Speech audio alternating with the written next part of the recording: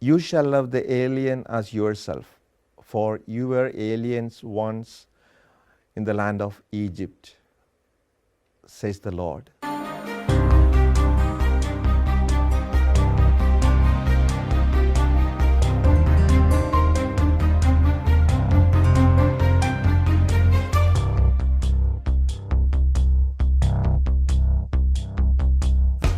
Welcome.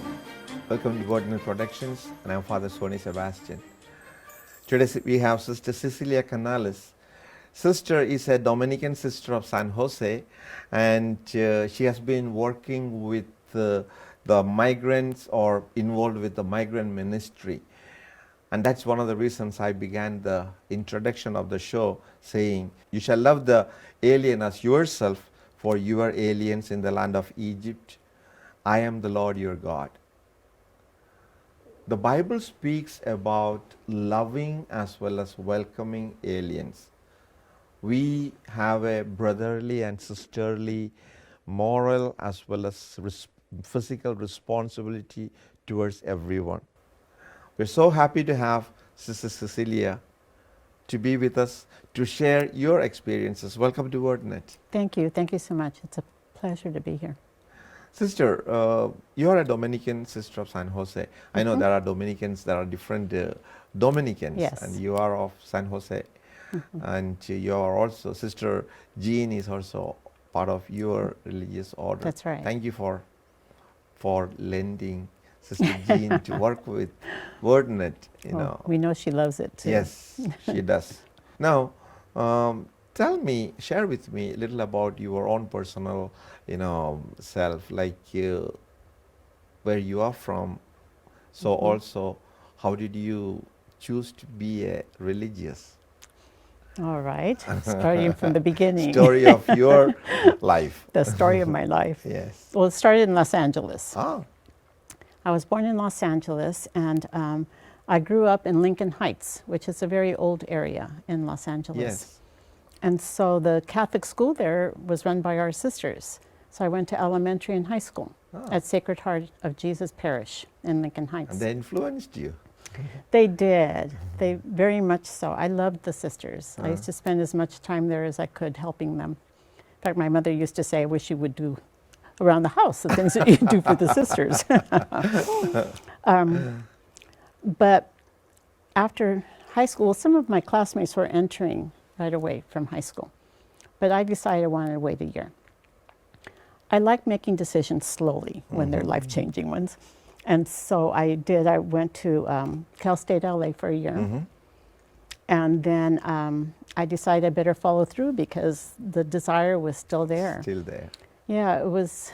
I admired the sisters so much for how giving they were and how committed they were to us as students and to just being of service to other people. I entered after that year, and it was a challenge to enter because my father did not grow up as a Catholic. Baptized, believed in God, but really never practiced the faith. Yeah. So he didn't understand my decision. But that's how strong it was, that I was willing to go against his wishes, so to speak, in order to enter. And as soon as I did, I knew it was right.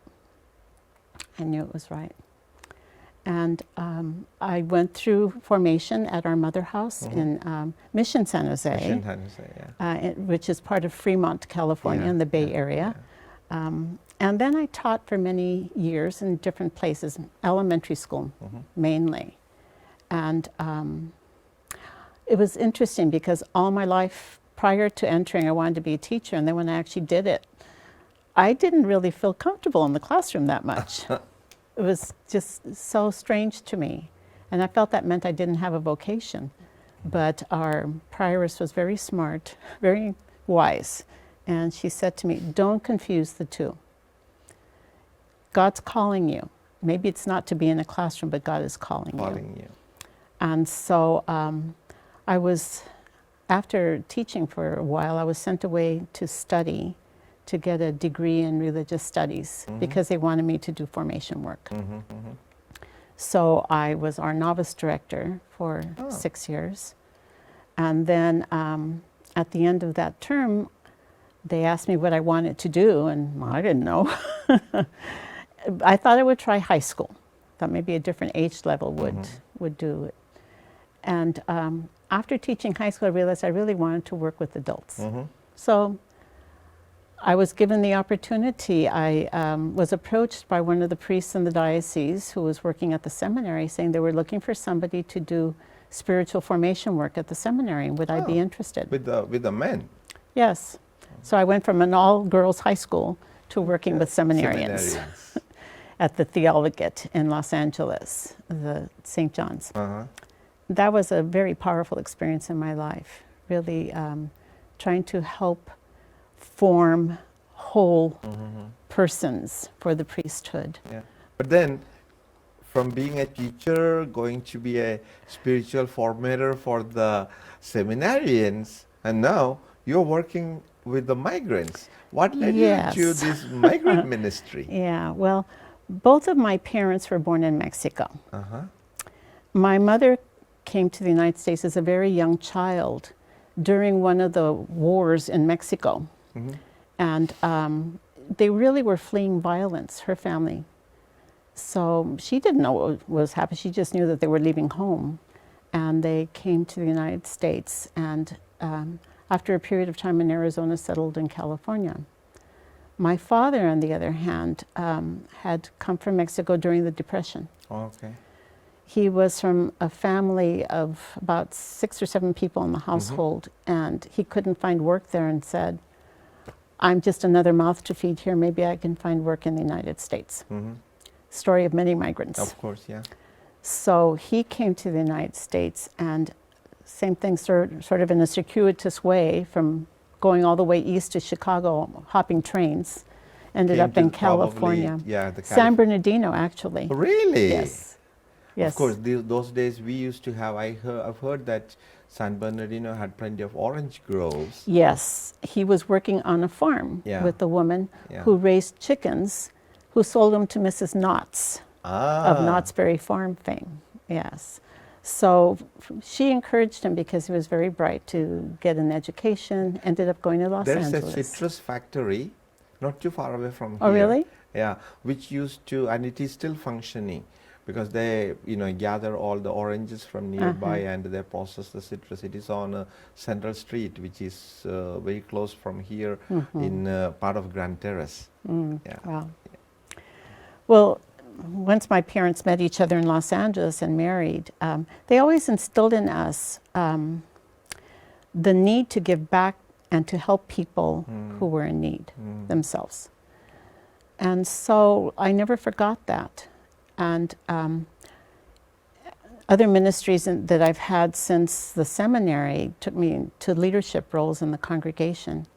And when I was given a sabbatical this past year to sort of recoup from leadership, one of the things I wanted to do was to work at the border.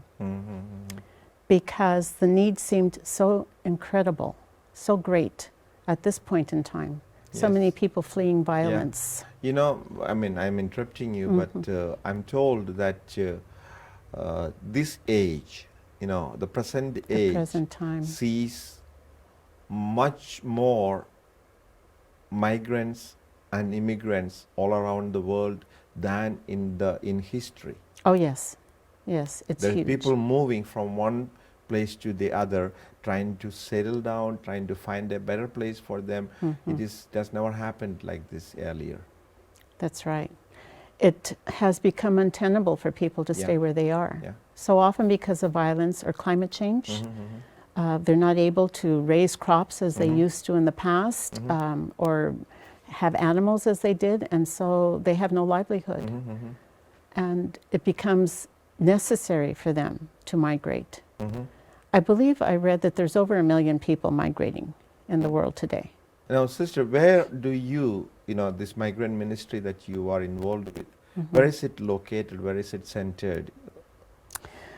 Well, it started in Nogales. Through the Leadership Conference of Women Religious, I learned of a program called the Kino Border Initiative that happens in Nogales, both Nogales, Arizona and Nogales, Sonora. It's a binational organization, a Catholic congregation, or pardon me, a Catholic, Roman Catholic ministry that works with migrants, trying to provide a humane justice orientation to migrant ministry. And the Hilton Foundation. For Hilton Foundation for Sisters? For sisters. Okay. Had a particular interest in being able to have sisters to be present at the border. And so they provided grants that covered expenses for sisters to be able to be there for a month. So I was only there for the month of September, but it was life-changing for me.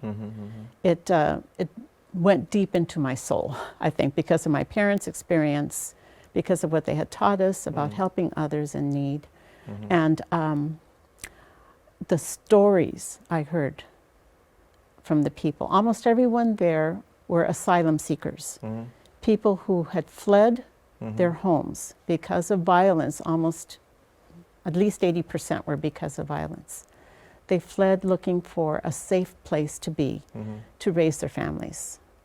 Almost everyone at Kino it caters mainly to women and children. And certainly if there is a father, a husband in the situation, then the man also can stay there. Because they are seeking a possibility for their children. That's what came through so strongly. Those little kids hadn't a clue what was going on. Like my mother, when she was 3 years old, didn't know what was happening. You just followed. They just went with their parents. But the family unity and love for one another was inspirational to me. They wanted everything they could possibly provide for those children, especially to keep them safe. So that was what I was involved in doing for that month. And Sister, we are going to take a short break. All right.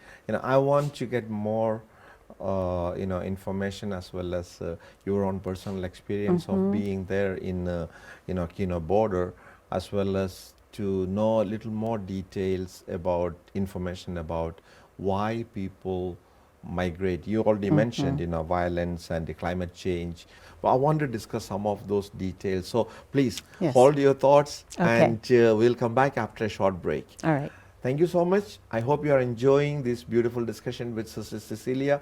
We have a lot of information and very interesting stories that the sister will share with us. So please don't go away. Stay with us.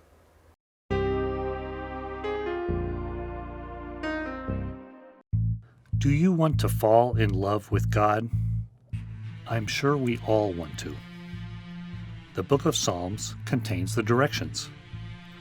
Thousands of years ago, people like you and me talked to God out of the depths of their hearts, revealing an intimate love. Psalms are the expression of the faith in God by people around 3,000 years ago. God was not a mere abstract creator, but was present, involved, and a real person of power and emotions. Now, when we read or listen to the Psalms, we can know the intensity of this love. Entering into the influence of the Psalms, we can find a path to know and love God. To know more about the Psalms, you should get a copy of Father Mike Manning's booklet, The Psalms. It will help you to understand the 150 Psalms better as he has categorized them. He uses the technique of acts: adoration, contrition, thanksgiving, and supplication. Get your copy today and know the categories. Learn to pray with the Psalms. Call the number on the screen or email us. You can also get it through our website. Get your copy today.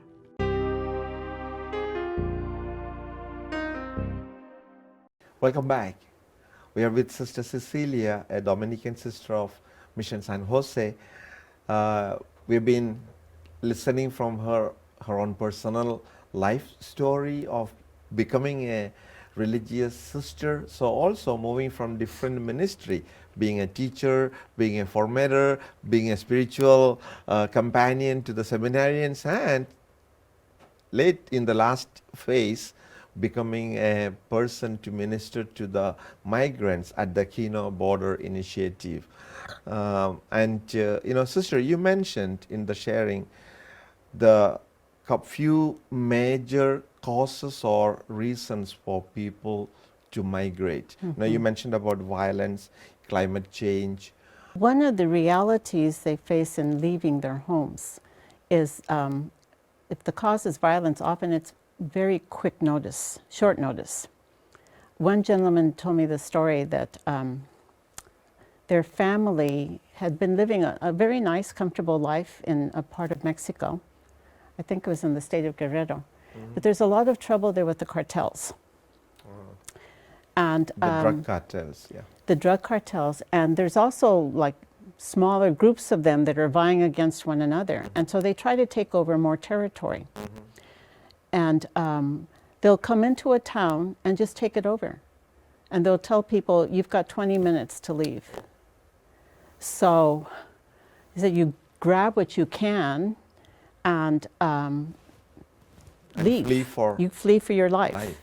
Because if you stay, you'll be forced to join them or you'll be killed. And they'd heard of that happening in other towns, and so they knew when they were approached that they had to leave. I know you probably have heard this kind of stories, people sharing. Now just imagine if a family has to vacate or move, and if there are older people or young children, what do they do? Oh, it's extremely difficult. With little children, the children don't know what's going on, or sometimes the ones that are most affected are like the teenagers who do understand, and they don't want to go, but they know they can't stay either. So there's a lot of psychological challenges for the families that leave. That's one of the services that is provided at Kino. They give them counseling and other kinds of supports so that they can recover from their trauma. If they have any money, they'll try to get on a bus to leave the area. Otherwise, they walk. They go from one town to the next walking. If they don't have money, that means they also have to try to find work along the way. Yeah. So some people will take them months to go from where they are to the border.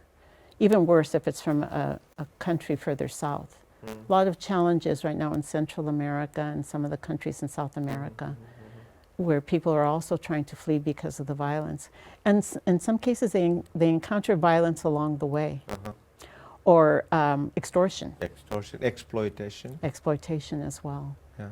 Well, have you also heard of stories of people mistreating, like women, getting violently attacked or being raped or misused?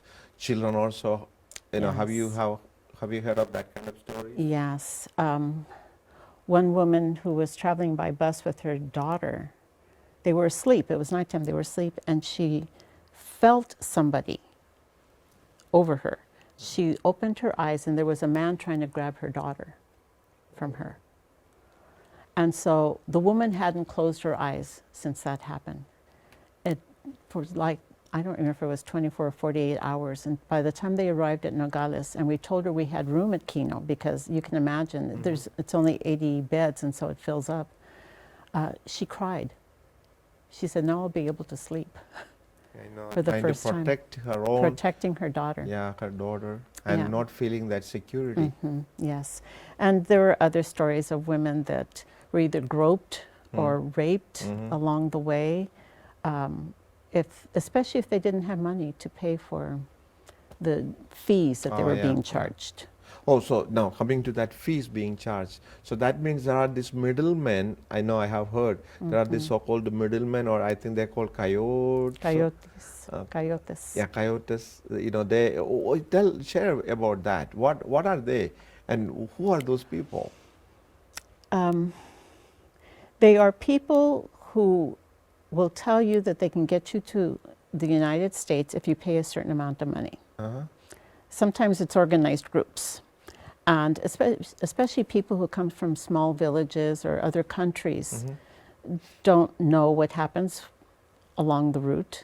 And some of the coyotes may be more honorable than others, I don't know. What we heard about were the horror stories of families that trusted these people and they would be sometimes put in trucks to be caravanned to the United States. In some cases, they would be dropped off on this side of the border, and they would just have to cross on their own. Other times, they would cross them into the desert and then leave them there. I had one trip to the desert while I was there, and the person who was giving the tour showed us things that had been found along the way. Backpacks, a baby bottle, which broke my heart to see, knowing that somebody had brought a baby that way through the desert.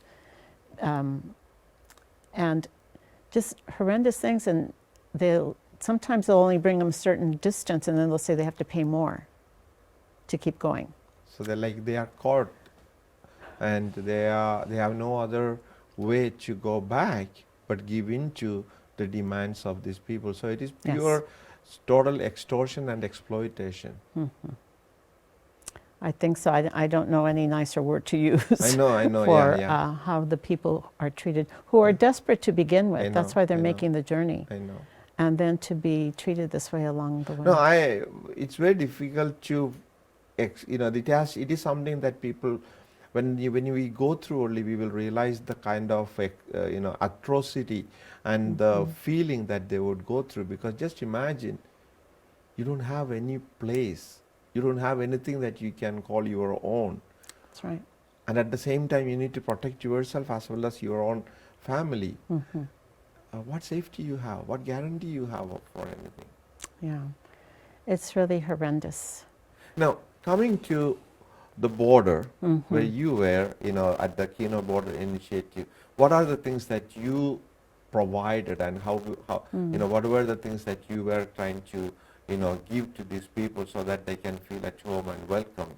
So can you share what is happening or what is happening over there? Yes, definitely. When somebody arrives, they are given an initial interview. And that's where you find out basic information about where they are from, who's in the family group that's traveling, and also the reason why they migrated. And that's where we come in with some of these stories. And then their basic needs are provided. Food, first of all, clothing. If we have room at the Kino Border Initiative location, then we give them beds. If not, we provide them with names of other places where they can go to find housing. Then once they're registered, then they can come back even if they don't stay at Kino. Okay. And as I said, they're provided with psychological counseling. There's a doctor that is there. There are lawyers.